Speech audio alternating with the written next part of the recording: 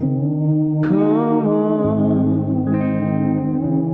come on. You think you drive me crazy.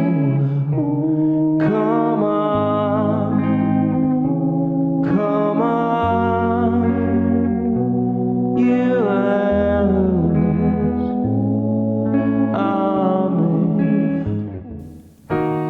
The interesting thing about this chord progression is that all of the chord movements sound fairly logical. They sound like we're going somewhere that's in the key, but if you look at all of these chords, there's not really a key that can unify them. If we act like they're all in the same key, we wind up with quite an array of chromatic chords, but it doesn't sound as chromatic as that. And the reason for that is that any given pocket of this chord progression actually does make quite a lot of sense. It's just we can't look at the whole chord progression at once and expect it to make sense. It's more the micro moments within the chord progression, which is ultimately how we hear it, right? When we hear a chord progression, we're only hearing one chord move to the next chord.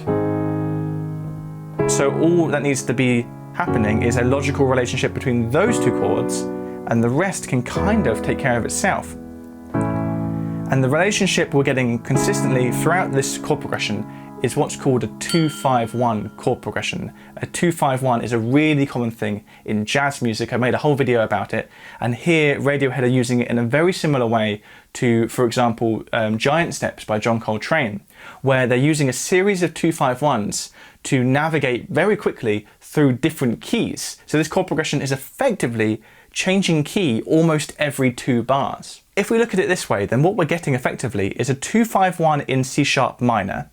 Then that C# minor that we land on acts as the 2 for the next 2-5-1. So we can then get a 2-5-1 in B minor, and then once again that B minor that we land on acts as the 2 for the next 2-5-1, which takes us to A major, and then the A major can move back to C# minor in a far more typical chord progression movement. A major and C# minor are only one note different, right? It's literally, that's the difference there. So anytime you're moving between those two chords, it's going to be fairly easy and smooth.